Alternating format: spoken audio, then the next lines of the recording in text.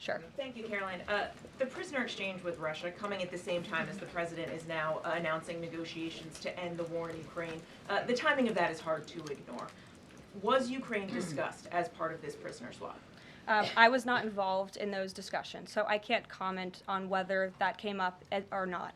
What I can say is that this was a very good deal for the United States of America and for the rest of the world. As you know, we have confirmed that the Russian who will be returning home very soon, Alexander Vinnik, was a non-violent crypto criminal, and as part of this exchange, he has forfeited more than $100 million that he obtained in that illegal crime. And in exchange, of course, we got Mark Fogel, who is a middle school teacher who kissed the American soil, but kissed the ground last night when he returned to the United States of America. It was a great deal and a great day for our country, and I think everybody, regardless of political affiliation, agrees with that. And was Russia made aware ahead of time of the parameters that the administration and Secretary Hegseth was going to be announcing today?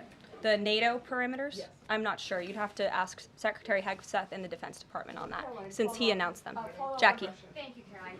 Just to be clear, so when we're listening for a shift in position on U.S. policy, should we only listen to the president and maybe not the Secretary of Defense? Because what he outlined today would represent a shift in U.S. policy. I'm not saying that. I'm just saying I speak for the President of the United States behind this podium, and I will let him discuss that. Can you tell us any more about the next hostage releases? I understand another American's coming out today. Sure. I'm glad you asked. It speaks to President Trump's deal-making ability, and we can confirm the safe release of one American and two individuals from Belarus, one of whom worked for Radio Liberty. Out of respect for the privacy of these individuals, their request, we have no further details to announce on their identities, but we can confirm that one American was released today, and it's a remarkable victory on the heels of Mark Fogel returning to America last night. Anything on who the U.S. might be releasing in exchange? I don't have details on that at this moment. I don't have details on that at this moment. I do know that these three individuals have been released and are on their way home to their respective countries. Ouija. Caroline, thank you so much. Can you explain how President Trump envisions the war in Russia and Ukraine coming to an end? Does he expect Ukraine to hand over all the territory in question? Again, these negotiations are ongoing. I will allow the president to divulge any red lines that he may set, but I think as deals in the past have come to fruition, the president has proven one of the things that makes him a very effective negotiator is not revealing what he's anticipating from both sides, but he is at the forefront of these negotiations in addition to the very qualified individuals who he's tasked with speaking to both President Putin and President Zelensky. And speaking of deals, a meeting with the President of the United States offers any foreign leader credibility. Was it part of the prisoner swap with Fogel that President Trump agreed to meet with Putin? Again, I was already asked this question. I said I was not made aware of that, but we can certainly get you an answer on that. I'll check in with the NSC. Sure, Monica. Thanks, Caroline. It's clear that this administration is dedicated to both truth and transparency. We know that with DOJ, but we also know that because this administration recently announced it's going to declassify the assassinations of Martin Luther King Jr., JFK, and RFK. I'm wondering, is it likely that we're going to see more information regarding the assassination attempts on the president's life while he was on the campaign trail? In regards to the assassination of the individuals you mentioned, President Trump signed that executive order directing the respective agencies to do it. I know that that process continues and is ongoing. He's committed to transparency in the declassification of these very important files that I think many Americans are not only interested in learning about, but also have the right to know about. As for the two heinous assassination attempts on the president's life, he's spoken to this publicly. I've spoken to him about it privately, and as he said publicly to all of you, he feels he has a right to know about further information about the individuals who tried to kill him, tried to take his life. And so, if and when we get that information, I'll leave it up to the president to decide whether or not he would like to reveal it. But I believe in the effort of transparency that we've seen consistently from this president, he certainly will. Daniel. Thanks, Caroline. I wanted to ask you about the $59 million that FEMA sent to New York City migrant hotels. Secretary Kristi Noem just put out a statement saying that she clawed back the full payment that FEMA activists unilaterally gave to NYC migrant hotels. She wrote, "Mark my words, there will not be a single penny spent that goes against the interest and safety of the American people." what does the response of the Trump administration send to any federal bureaucrats that are thinking about obstructing the president's agenda? They will be held accountable. The president is signing executive orders daily, and he expects all officials across the administration, regardless if they are a political appointee or if they are a career bureaucrat, to adhere to the will of the American people and the 77 million Americans who reelected President Trump. He is here for a reason, and he is focused every day on implementing his administration's goals and sending $59 million to a migrant hotel to house illegal immigrants when there are still people in North Carolina and California who have not received FEMA funding is not something that this administration is going to tolerate. Deanna. Thank you so much, Caroline. One on New York and one on Russia, please. On New York City Comptroller Brad Lander is accusing DOGE of clawing back $80 million that was intended for New York City FEMA funding. Wondering if you've heard about that figure, if that figure is accurate, and why that money was taken back. I have not heard about that figure. DOGE is moving very quickly, but I can get the receipts and gladly send them to you. I know that story is likely of great interest to the New York Post. And then one on John. Russia, please. Sure. Is President Trump waiting for a kind of signal or an action from Putin to go to Russia?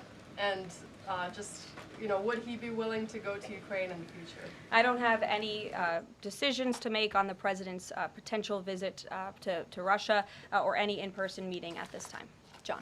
Thanks a lot, Caroline. Two questions, one on foreign policy, one on domestic policy. Following up on the president's call that he had with President Putin, does the president view Russia, does he view President Putin as an ally, as a partner, as a competitor, or as an adversary?